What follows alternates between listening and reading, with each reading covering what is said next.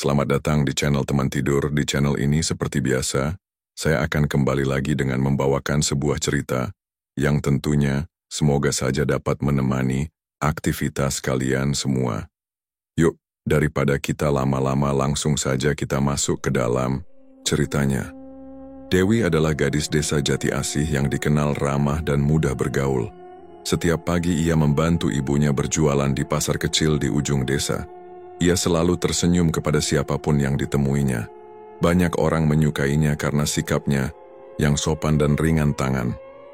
Kehidupan Dewi terlihat sederhana seperti gadis desa pada umumnya. Setelah membantu ibunya, ia sering menghabiskan waktu bersama sahabatnya, Lita dan Wulan.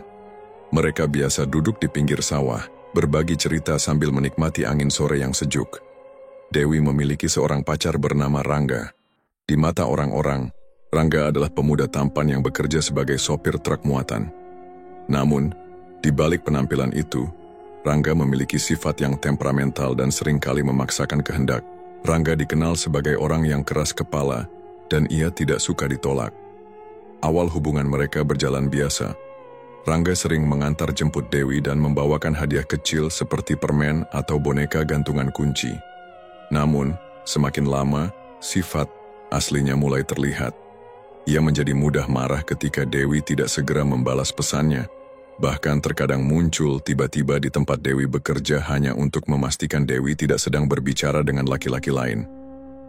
Suatu sore, ketika Dewi dan Lita duduk di warung kopi kecil dekat sawah, Rangga datang dengan ekspresi kesal. "Kamu nggak balas chat aku dari tadi. Ngapain aja?" tanya Rangga dengan nada tinggi. "Aku lagi ngobrol sama Lita, baru juga setengah jam Rangga," jawab Dewi dengan nada menenangkan.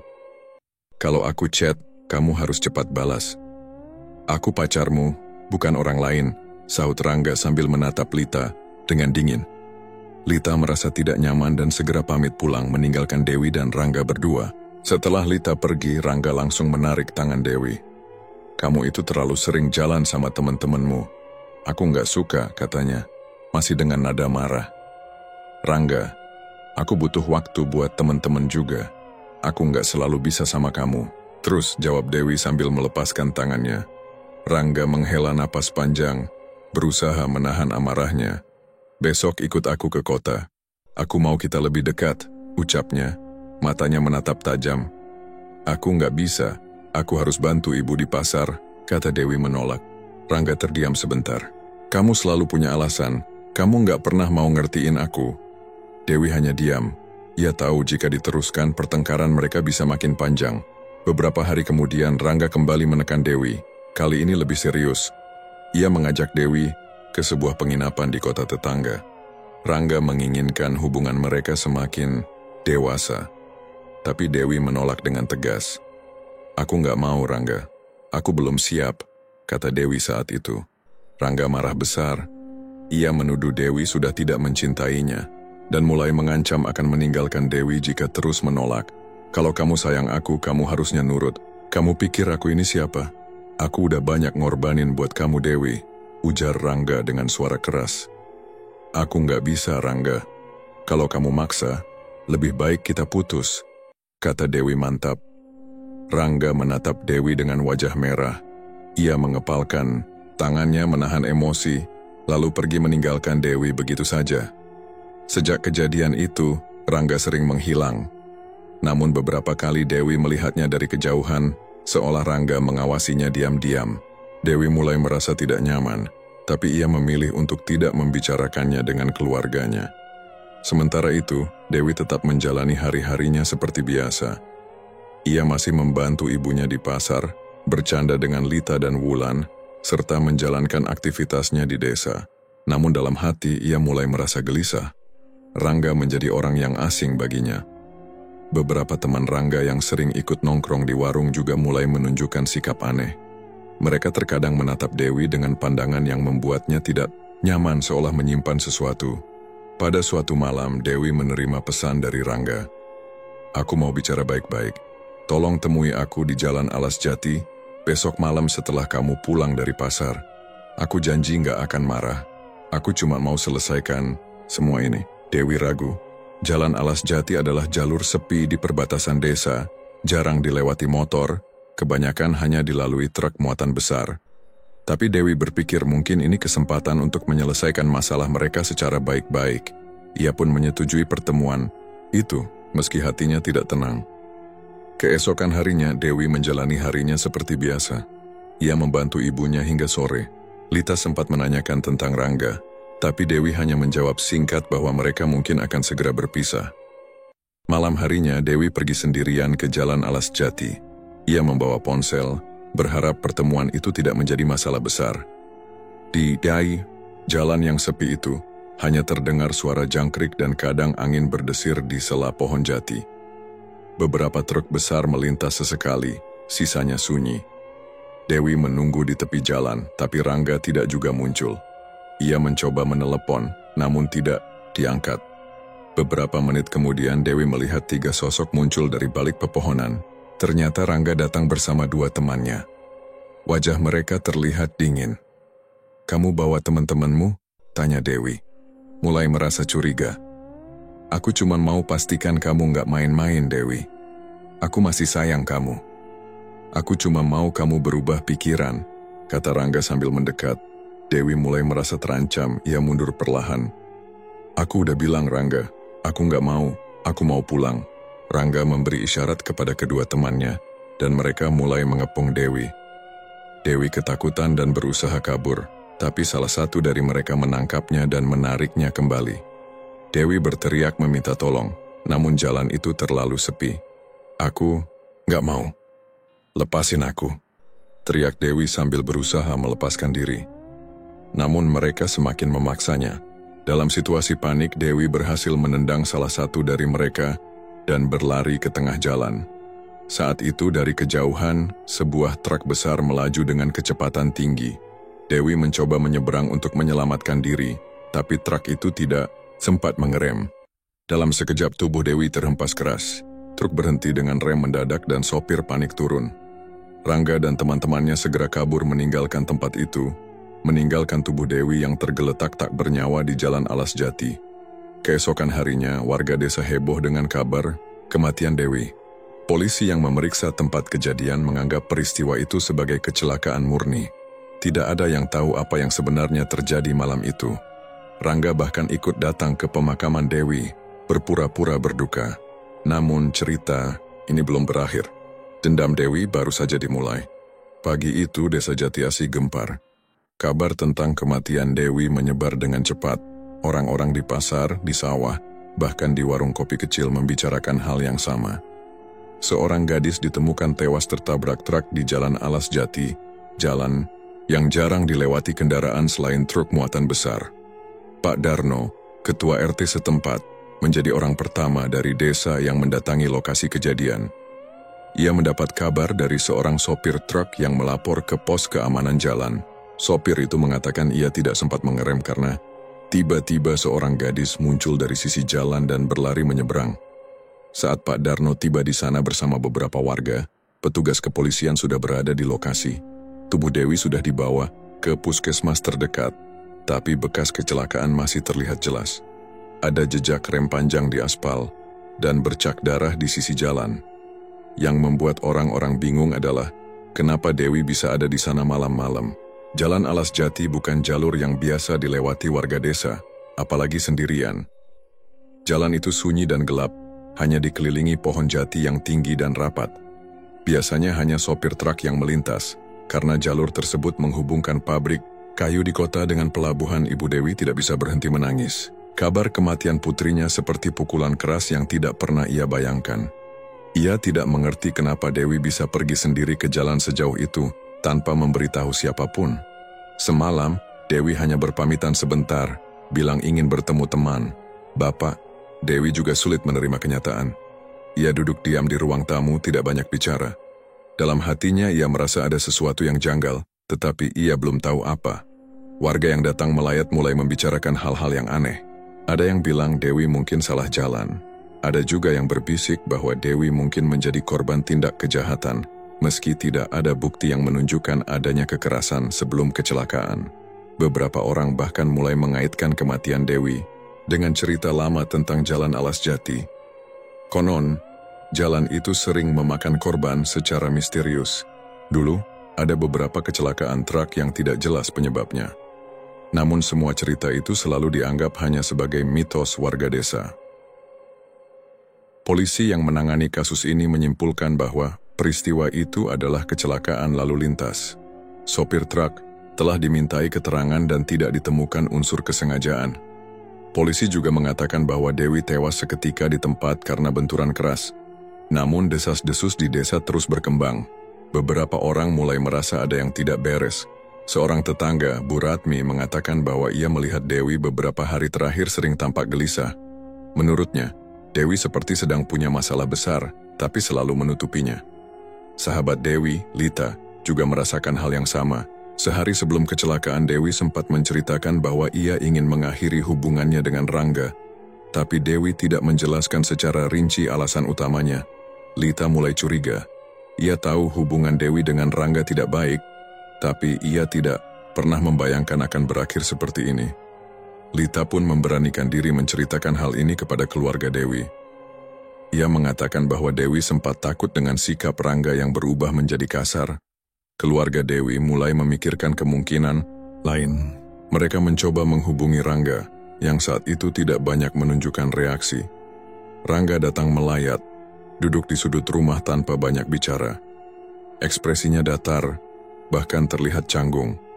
Beberapa warga memperhatikannya, ada yang merasa sikap Rangga aneh, tapi belum ada bukti apapun.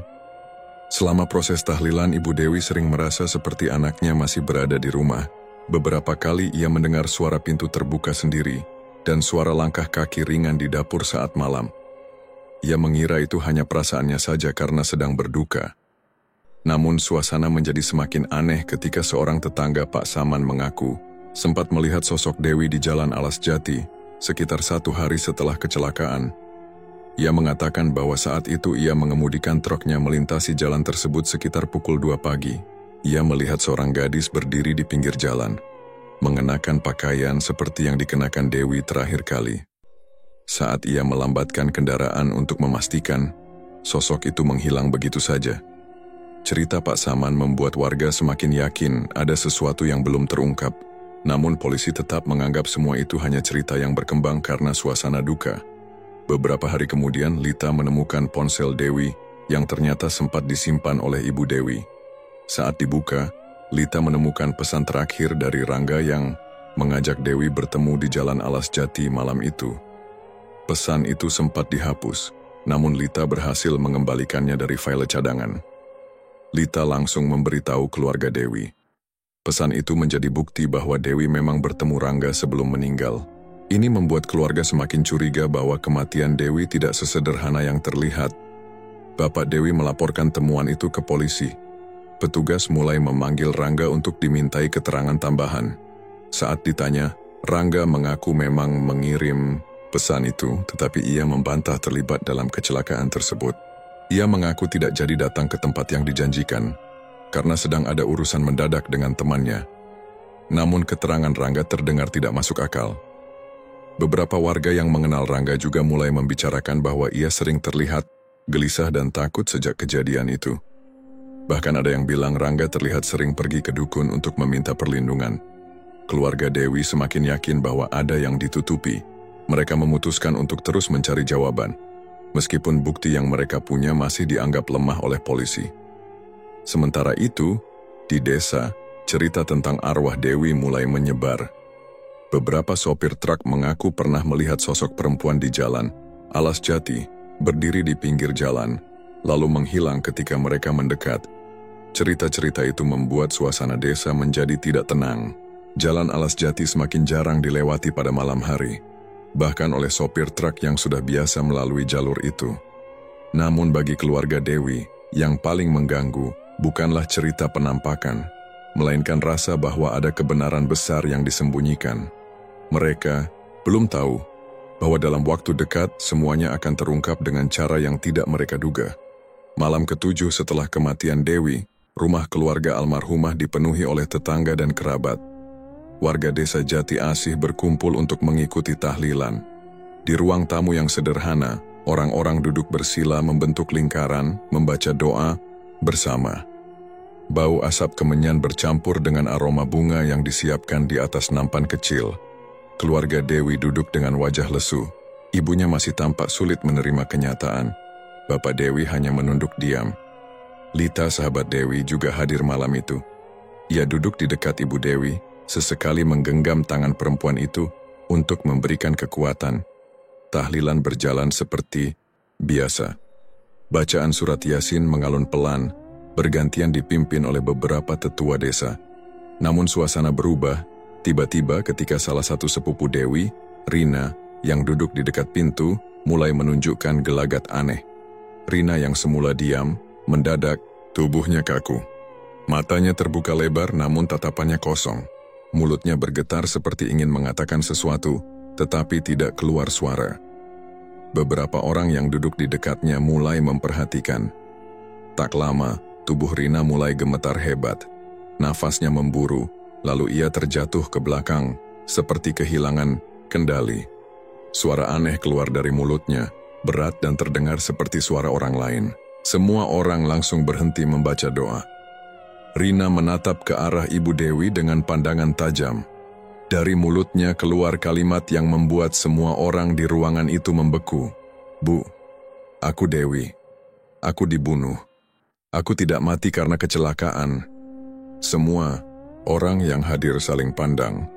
Suasana yang semula tenang berubah menjadi tegang. Ibu Dewi langsung menangis keras. Beberapa tetangga mencoba mendekat, ada yang mencoba menyadarkan Rina, tapi tubuhnya tetap kaku dan suara yang keluar terus berlanjut. "Aku diajak ke alas jati, aku dijebak, Rangga marah karena aku tidak mau, dia tidak sendiri, mereka dorong aku ke jalan, mereka sengaja." Orang-orang yang mendengar itu langsung gempar. Sebagian ada yang langsung percaya, sebagian lagi tampak ragu. Beberapa orang berusaha menenangkan suasana, meminta semua orang untuk tetap duduk dan tidak berasumsi terlalu cepat. Salah satu tetua desa, Pak Darno, berusaha memimpin untuk menghadapi situasi itu dengan tenang. "Jangan panik, jangan membuat keputusan sekarang. Ini bisa jadi hanya gangguan jin yang meniru suara Dewi," katanya mencoba menenangkan. Namun suara yang keluar dari mulut Rina semakin jelas dan rinci. "Rangga bersama Dika dan Anton. Mereka ikut dorong aku ke jalan. Aku teriak, tapi mereka pergi. Aku lihat mereka kabur. Aku tidak mau mati seperti ini. Tolong Bu, jangan biarkan mereka bebas." Beberapa orang yang mengenal Dika dan Anton langsung saling berbisik. Mereka adalah teman dekat Rangga, sering terlihat bersama di desa, tetapi sejak kematian Dewi, mereka jarang muncul. Tiba-tiba tubuh Rina terkulai lemas. Ia menangis keras, seperti baru sadar dari sesuatu. Ia tampak ketakutan dan memeluk ibunya sambil gemetar. Semua orang di ruangan itu masih terdiam, tidak percaya dengan apa yang baru saja mereka saksikan. Setelah suasana agak tenang, beberapa orang mulai membicarakan kejadian itu. Sebagian warga yakin itu adalah pesan dari arwah Dewi yang belum tenang. Sebagian lagi menganggapnya hanya gangguan yang tidak bisa dibuktikan. Lita merasa kejadian ini seperti kepingan terakhir dari semua rasa curiga yang selama ini ia rasakan. Ia meyakinkan keluarga Dewi untuk segera melaporkan kejadian itu kepada polisi. Meski terdengar aneh, Lita percaya bahwa kematian Dewi memang direncanakan. Pak Darno mencoba memberi saran yang lebih bijak. "Lebih baik kita kumpulkan bukti dulu. Kesaksian ini tidak bisa berdiri sendiri. Harus ada yang menguatkan kalau memang benar ada unsur kesengajaan," ujarnya. Beberapa warga yang tadinya ragu mulai menghubungkan kejadian ini dengan perilaku Rangga dan teman-temannya yang memang sejak awal sudah mencurigakan. Mereka mengingatkan bahwa sebelum kecelakaan, Rangga terlihat beberapa kali bertengkar dengan Dewi. Dika dan Anton juga sering berada bersama Rangga dalam beberapa kesempatan. Ibu Dewi, meski masih dirundung kesedihan, perlahan mulai memantapkan hati. Ia tidak ingin kematian anaknya dianggap sepele. Ia meminta bantuan pada beberapa kerabat untuk menemui pihak kepolisian dan menyerahkan semua informasi yang mereka punya, termasuk pesan terakhir di ponsel Dewi, serta kesaksian Lita. Malam itu setelah semua tamu pulang, Lita dan Bapak Dewi berbicara serius. Mereka berdua sepakat untuk mendesak polisi agar membuka kembali kasus Dewi. Mereka percaya bahwa apa yang terjadi pada malam tahlilan bukan sekadar kebetulan. Di sisi lain, kabar kesurupan Rina menyebar cepat ke seluruh desa. Beberapa orang mulai menghindari Rangga, Dika, dan Anton. Bahkan ada tetangga yang mengaku melihat Rangga tampak gelisah dan sering mengurung diri di rumah. Dika dan Anton juga mulai jarang keluar. Salah seorang warga, Pak Saman, yang sebelumnya pernah melihat penampakan Dewi di Jalan Alas Jati, mulai merasa yakin bahwa yang ia lihat memang benar. Ia menceritakan kembali pengalamannya kepada keluarga Dewi dan menegaskan bahwa arwah Dewi benar-benar belum tenang.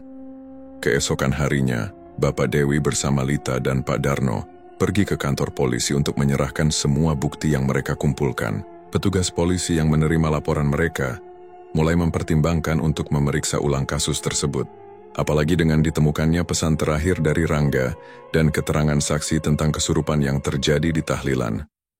Polisi mulai memanggil Rangga, Dika, dan Anton untuk dimintai keterangan lebih lanjut. Tekanan dari warga desa juga semakin kuat.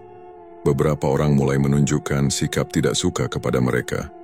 Bahkan ada yang secara terang-terangan menuduh mereka sebagai pembunuh Dewi. Rangga semakin tertekan. Ia terlihat bingung dan ketakutan saat harus memberikan keterangan tambahan kepada polisi. Dika dan Anton juga mulai menunjukkan kegelisahan. Namun polisi belum bisa mengambil keputusan cepat. Mereka membutuhkan waktu untuk mengembangkan penyelidikan. Sementara itu, cerita tentang arwah Dewi yang gentayangan di Jalan Alas Jati semakin sering terdengar. Beberapa sopir truk mengaku melihat sosok perempuan berdiri di pinggir jalan dan tiba-tiba menghilang. Sopir-sopir itu mengatakan bahwa setiap kali mereka melintas malam hari, hawa di jalan itu terasa dingin dan berat, seperti ada yang mengawasi mereka.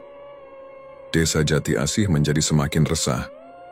Warga mulai percaya bahwa arwah Dewi menuntut keadilan.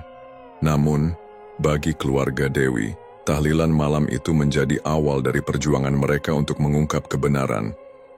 Mereka tidak akan berhenti sampai orang-orang yang bertanggung jawab atas kematian Dewi mendapatkan hukuman yang setimpal. Setelah kejadian kesurupan di malam tahlilan, keluarga Dewi tidak tinggal diam. Bapak Dewi bersama Lita dan beberapa kerabat mulai mengumpulkan semua hal yang mungkin bisa menjadi bukti. Mereka memeriksa kembali ponsel Dewi, membaca pesan-pesan lama yang pernah dikirimkan Rangga. Lita menemukan satu pesan yang sempat dikirim Dewi sehari sebelum kematiannya. Pesan itu berisi ancaman halus dari Rangga. "Kalau kamu nggak nurutin aku, kamu bakal nyesel. Aku serius." Pesan itu sebelumnya dianggap Lita sebagai lelucon karena Dewi tidak pernah mengeluh soal Rangga secara serius. Tapi setelah kejadian tahlilan, semuanya jadi masuk akal. Lita juga ingat kalau beberapa hari sebelum kejadian Dewi pernah bercerita dengan wajah cemas. Saat itu Dewi bilang Rangga mulai kasar dan memaksa. Lita segera menyerahkan ponsel Dewi kepada polisi. Ia juga memberikan kesaksiannya secara lengkap. Polisi mulai tertarik untuk membuka ulang kasus ini. Beberapa saksi lain mulai dipanggil untuk memberikan keterangan, termasuk beberapa teman dekat Dewi yang sempat melihat pertengkaran Dewi dan Rangga. Di sisi lain, Rangga, Dika, dan Anton mulai merasa tertekan. Mereka semua membantah tuduhan yang muncul setelah tahlilan. Di hadapan polisi, Rangga mengatakan bahwa malam kejadian ia tidak bertemu dengan Dewi. Ia berdalih sedang bersama Dika dan Anton sepanjang malam. Namun alibi mereka mulai goyah ketika beberapa warga memberikan keterangan berbeda.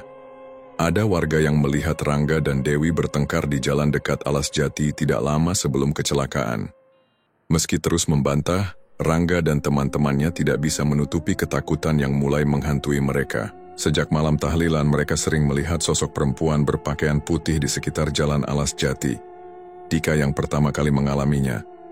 Suatu malam saat Dika pulang dari warung, ia melintasi Jalan Alas Jati dengan motornya. Jalan itu memang selalu sepi. Hanya ada suara serangga malam dan gemerisik daun jati. Saat melintas di tikungan tajam, Dika melihat sesosok perempuan berdiri di pinggir jalan. Rambutnya panjang menutupi wajah, bajunya seperti seragam sekolah yang lusuh. Dika mengerem mendadak, jantungnya berdegup kencang. Perempuan itu menatapnya dengan mata kosong. Wajahnya pucat, bibirnya berdarah. Dika yakin itu Dewi. Ia segera memutar motor dan melaju kencang ke arah berlawanan.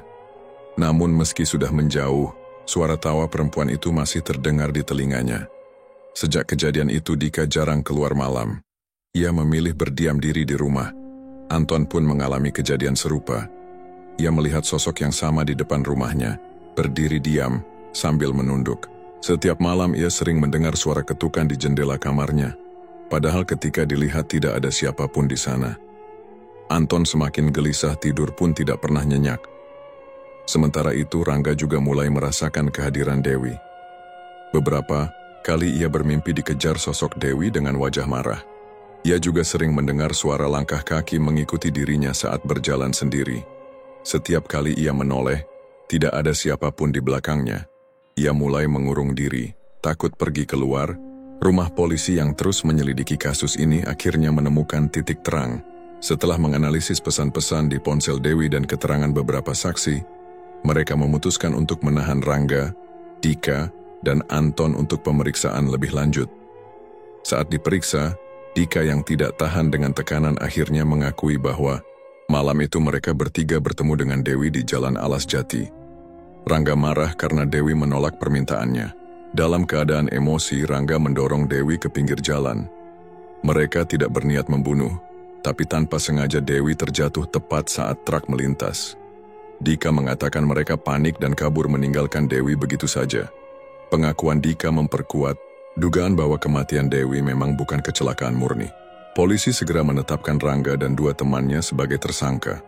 Mereka dijerat dengan pasal pembunuhan karena menyebabkan kematian orang lain dengan sengaja, meski mereka berdalih tidak bermaksud membunuh. Berita penangkapan ini menyebar cepat di desa Jati Asih. Sebagian warga merasa lega, meski suasana desa tetap diliputi rasa takut. Beberapa orang percaya bahwa arwah Dewi belum akan tenang sebelum semua pelaku mendapatkan hukuman. Rangga, Dika, dan Anton yang kini berada di tahanan mulai mengalami gangguan yang semakin parah. Di dalam sel, mereka sering berteriak histeris, mengaku melihat sosok Dewi berdiri di sudut ruangan. Penjaga tahanan pun heran, karena mereka bertiga sering mengalami halusinasi yang sama, bahkan tanpa berkomunikasi satu sama lain. Beberapa petugas mendengar mereka berbicara sendiri, memohon ampun kepada sosok yang mereka sebut Dewi. Bahkan, pada suatu malam, Rangga ditemukan berteriak dan menendang-nendang pintu sel sambil menangis, mengatakan bahwa Dewi mengikutinya kemana-mana.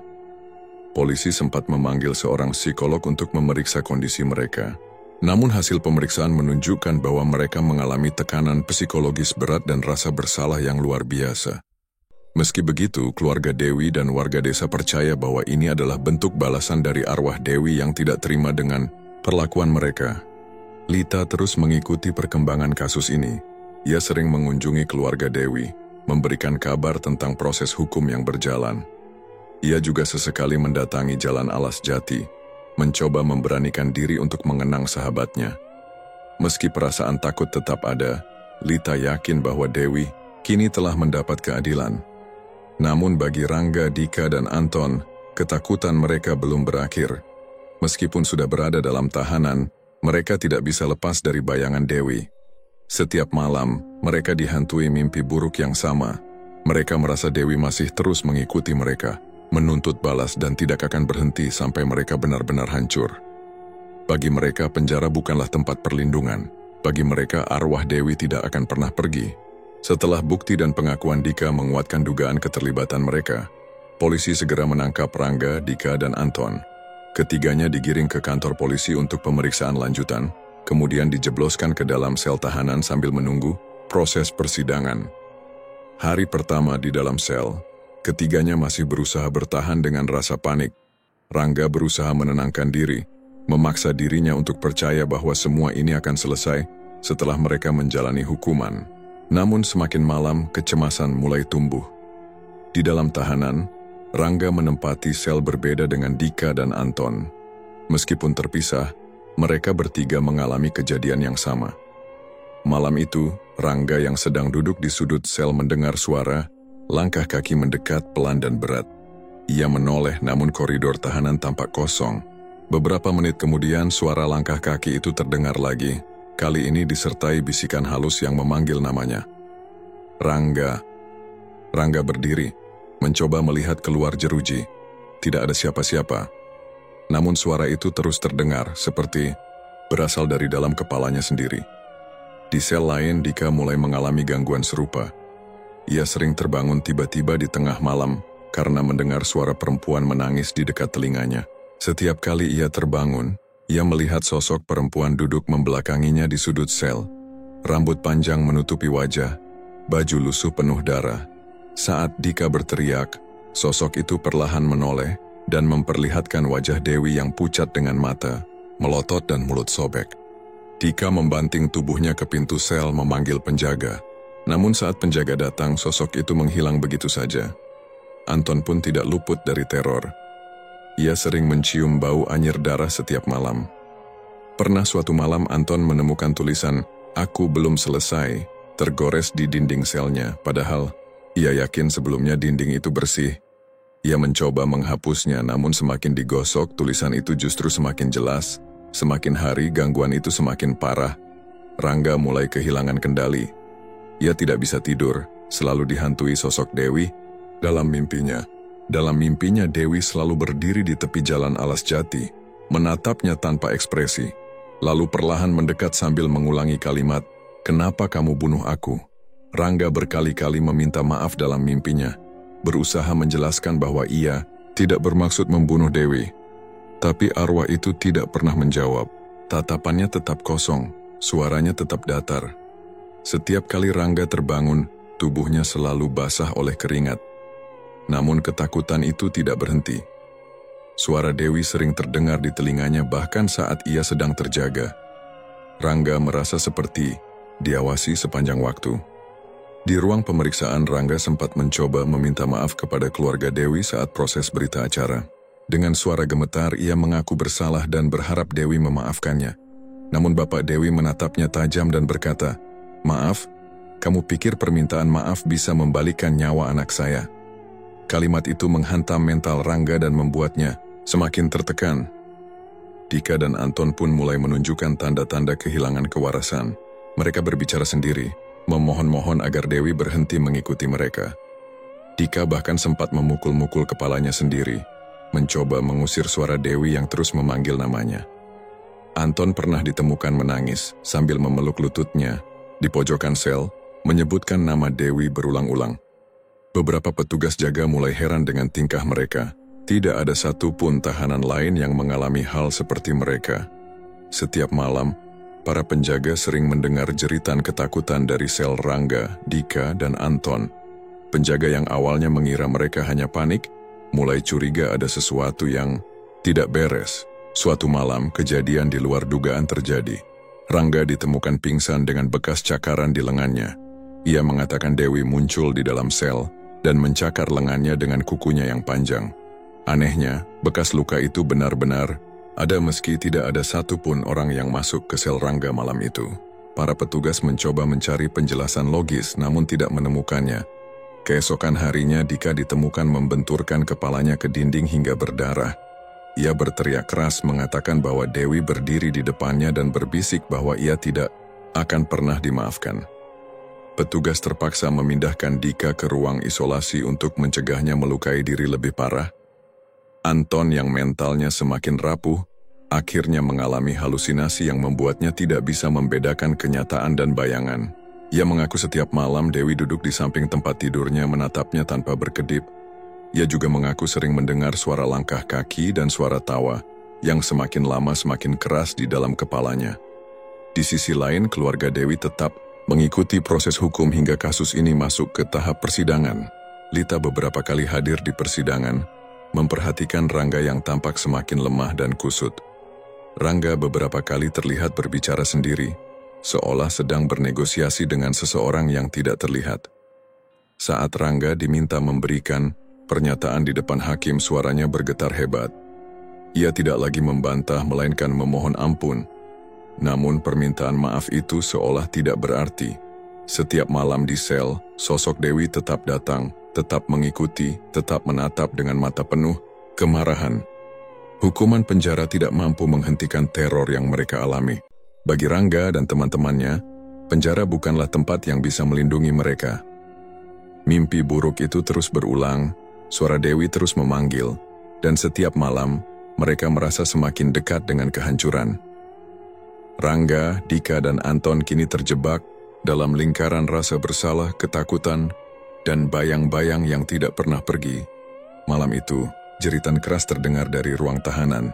Seorang penjaga yang sedang bertugas malam berlari menuju sel sumber suara. Ia menemukan Anton tergeletak di lantai dengan tubuh kaku dan wajah membiru. Matanya terbuka lebar, seperti menatap sesuatu yang mengerikan sebelum menghembuskan napas terakhir. Lehernya terlilit kain selimut yang sebelumnya tidak terpasang di ranjang. Yang membuat semua orang bingung, kunci sel masih utuh, tidak ada tanda orang masuk, dan tidak ada jejak perlawanan. Dokter yang memeriksa Anton menyatakan kematiannya tidak wajar. Lehernya seperti terlilit sangat kuat hingga tulangnya patah. Namun dari sisi logika, tidak mungkin Anton bisa melilit lehernya sendiri dengan kekuatan sebesar itu. Polisi mulai mempertanyakan apa yang sebenarnya terjadi di dalam sel. Sementara itu, Rangga dan Dika menjadi semakin takut setelah melihat kematian Anton yang tiba-tiba. Beberapa hari kemudian, Dika juga ditemukan tewas di dalam ruang isolasi. Tubuhnya penuh luka, seperti dicakar-cakar benda tajam. Di dinding selnya tertulis dengan darah "1 lagi". Petugas yang menemukan jasad Dika bahkan sempat histeris. Mereka yakin tidak ada orang lain yang masuk ke ruang isolasi malam itu. Semua pintu terkunci dari luar dan tidak ada tanda-tanda perusakan. Kasus kematian Dika ini membuat suasana kantor polisi semakin mencekam. Para petugas mulai membicarakan bahwa ada sesuatu yang tidak bisa mereka lihat berkeliaran di dalam sel. Kematian Anton dan Dika menyebar cepat keluar kantor polisi. Warga desa Jati Asih menjadi geger. Banyak yang percaya bahwa ini adalah balas dendam dari arwah Dewi yang belum puas. Mereka yakin Dewi sengaja memburu para pelaku satu persatu. Jalan Alas Jati pun semakin ditakuti. Beberapa sopir truk mengaku melihat sosok perempuan berdiri di pinggir jalan tengah malam. Mereka bahkan mengaku pernah melihat perempuan itu berdiri tepat di tengah jalan, memaksa mereka mengerem mendadak. Namun saat diperiksa, perempuan itu menghilang begitu saja. Rangga kini tinggal sendirian di dalam sel. Ia menjadi lebih kacau. Ia sering terdengar berbicara sendiri memohon agar Dewi tidak membunuhnya. Beberapa tahanan lain yang berada di sel dekatnya sering mendengar Rangga menangis keras setiap malam. Dalam tidurnya, ia sering terbangun sambil berteriak panik. Pihak kepolisian mencoba memindahkan Rangga ke sel yang lebih aman dan mengawasinya ketat. Namun itu tidak menghentikan teror. Setiap malam, Rangga mengaku melihat Dewi berdiri di sudut selnya, diam, menatapnya tanpa henti. Rangga sempat meminta pendeta dan ustaz datang untuk mendoakan dan mengusir arwah yang mengganggunya. Namun setelah upaya itu, teror justru semakin parah. Suatu malam, dua penjaga yang sedang bertugas mendengar suara benda jatuh keras dari sel Rangga. Mereka segera berlari ke sana dan menemukan Rangga tergeletak tak bernyawa dengan tubuh dalam posisi aneh. Lehernya patah seperti Anton, dan tubuhnya penuh luka cakaran seperti Dika. Di dinding selnya sekali lagi muncul tulisan dengan darah, "Selesai". Kematian Rangga menjadi puncak dari rentetan peristiwa yang tidak masuk akal. Polisi yang menangani kasus ini kebingungan. Mereka tidak menemukan tanda-tanda masuknya orang asing ke dalam sel. Semua pintu terkunci, tidak ada jejak pembobolan, dan para penjaga memastikan tidak ada tahanan lain yang bisa menjangkau sel Rangga. Berita kematian Rangga menyebar cepat dan menimbulkan ketakutan besar di masyarakat. Warga semakin yakin bahwa arwah Dewi memang benar-benar membalas dendam. Banyak warga yang mengaku melihat Dewi berkeliaran di sekitar jalan Alas Jati. Bahkan ada sopir truk yang mengaku melihat Dewi duduk di atas truk mereka tanpa mereka sadari, lalu menghilang tiba-tiba saat mereka berhenti untuk memeriksa. Sebagian orang tua di desa melarang anak-anak melewati jalan Alas Jati, terutama saat malam. Jalan itu menjadi semakin sepi. Beberapa sopir memilih rute yang lebih jauh demi menghindari melewati tempat itu. Jalan Alas Jati perlahan mendapat julukan baru dari warga, Jalan Arwah. Polisi mencoba menenangkan warga dengan mengatakan bahwa kematian para pelaku sedang diselidiki. Namun banyak orang tidak percaya. Warga yakin bahwa hukum manusia tidak cukup membayar kejahatan mereka. Hanya arwah Dewi yang bisa memberi keadilan yang sempurna. Beberapa paranormal yang didatangkan ke desa menguatkan dugaan warga. Mereka mengatakan bahwa arwah Dewi tidak akan tenang sebelum semua yang terlibat mendapatkan balasannya. Meskipun Rangga dan teman-temannya sudah tewas, orang-orang percaya bahwa arwah Dewi masih bergentayangan, menjaga jalan Alas Jati agar tidak dilalui oleh orang-orang yang tidak berhati bersih. Suasana desa Jati Asih berubah. Warga menjadi lebih sering mengadakan pengajian dan doa bersama, berharap agar arwah Dewi mau pergi dengan tenang. Namun beberapa orang tua mengatakan bahwa arwah yang mati tidak wajar dan penuh dendam seperti Dewi tidak akan mudah diusir. Kasus kematian beruntun ini menjadi bahan perbincangan luas. Bahkan media lokal menurunkan berita tentang rangkaian kejadian aneh yang terjadi di kantor polisi dan di jalan Alas Jati. Polisi tetap berusaha memberikan penjelasan logis, namun sampai akhir tidak ada satupun yang mampu membuktikan apa yang sebenarnya terjadi. Jalan Alas Jati tetap berdiri sunyi di tengah hutan jati, menjadi saksi bisu kejadian mengerikan yang tak terhapuskan dari ingatan warga. Bagi banyak orang, kematian Rangga dan teman-temannya adalah peringatan bahwa kejahatan yang disembunyikan, cepat atau lambat, akan menemukan hukumannya sendiri. Sejak kematian Rangga dan teman-temannya, warga Jati Asih berharap semuanya akan kembali normal. Namun kenyataan berkata lain. Sosok Dewi justru semakin sering terlihat. Beberapa sopir truk yang melintas di jalan Alas Jati malam hari melapor pernah melihat seorang perempuan berdiri di tepi jalan. Wajahnya pucat, rambutnya panjang terurai, dan tatapannya kosong. Ada juga yang mengatakan Dewi pernah tiba-tiba muncul di tengah jalan, memaksa sopir menghentikan truk mereka secara mendadak. Suara kecelakaan kecil mulai sering terdengar di sekitar jalan Alas Jati. Beberapa truk yang melaju sendirian tanpa rombongan sering mengalami remblong, ban pecah, atau pengemudi kehilangan kendali. Anehnya, hampir semua kejadian itu terjadi pada malam hari dan di titik yang sama, tidak jauh dari tempat Dewi ditemukan tewas. Sopir-sopir yang selamat selalu memberikan cerita yang serupa. Mereka mengaku melihat perempuan misterius yang tiba-tiba menyeberang atau berdiri, mematung di tengah jalan. Setelah kejadian itu, sebagian sopir menolak melewati jalan Alas Jati pada malam hari dan memilih memutar arah meski harus menempuh jarak lebih jauh. Suatu malam, Pak Jaya, seorang sopir senior yang sudah bertahun-tahun melintasi Alas Jati, mengalami kejadian yang membuat bulu kuduknya berdiri. Saat itu ia membawa muatan besi menuju kota sebelah. Ia sudah terbiasa dengan jalan itu dan tidak pernah merasa takut sebelumnya. Namun malam itu, saat truknya melaju di sekitar tikungan curam, ia melihat seorang gadis berjalan di sisi kiri jalan. Pak Jaya melambatkan laju truk, berpikir gadis itu mungkin warga yang tersesat.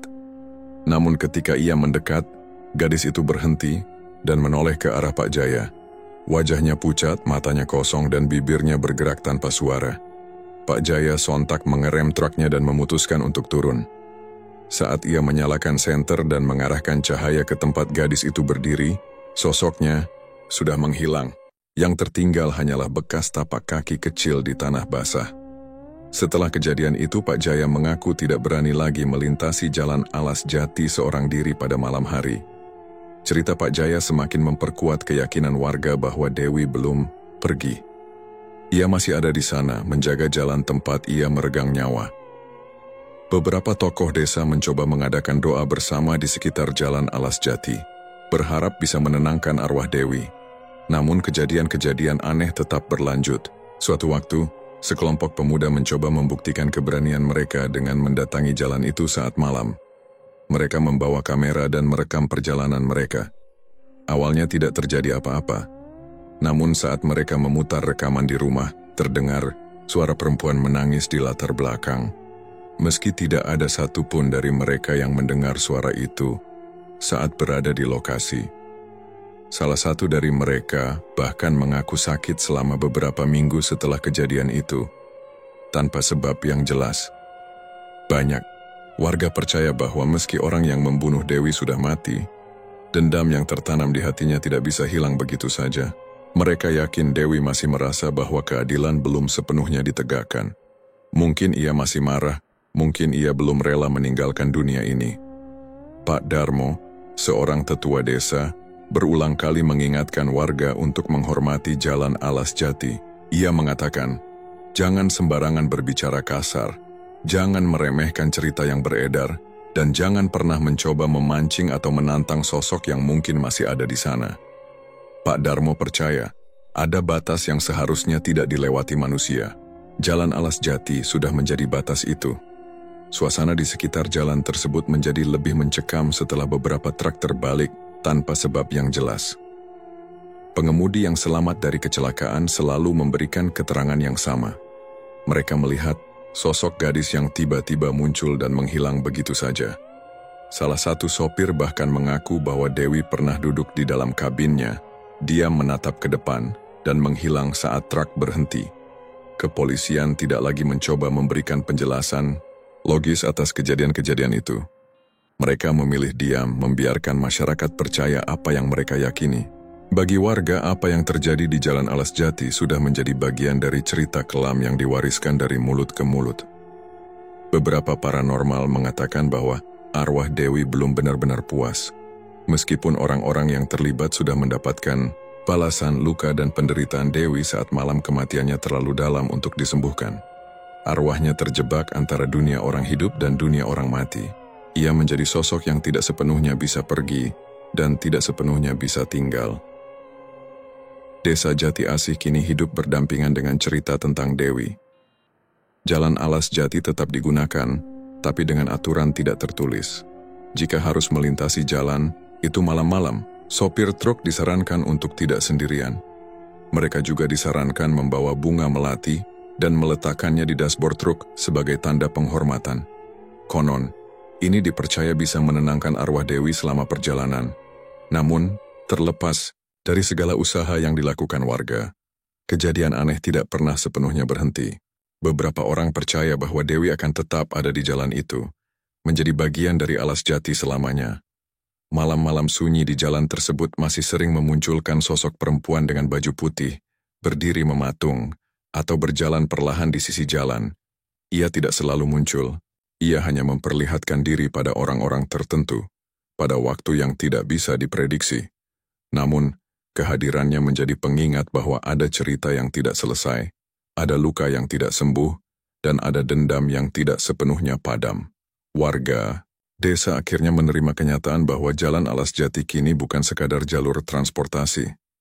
Jalan itu sudah menjadi batas antara kehidupan dan kematian, antara masa lalu yang kelam dan masa kini yang harus tetap berjalan.